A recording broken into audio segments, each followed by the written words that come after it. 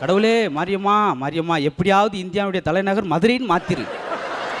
எதுக்குடா? நான் பரீட்சையில் அப்படி தான் எழுதியிருக்கேன். இப்படி மாற்றிட்டு எனக்கு அது வசதியாக போயிடும். இவன் பரீட்சை எழுதுனதுக்காக அதை எப்படி நம்ம மாற்ற முடியும்? ஒரு பையன் ரொம்ப வருத்தப்பட்டு சொன்னான், ஒரு சப்ஜெக்டில் 10 மார்க்கில் போச்சு. ஆனால் மற்றவங்களாம் கவலைப்படாத தம்பி, அவன் ஃபெயிலே ஆகிட்டான்.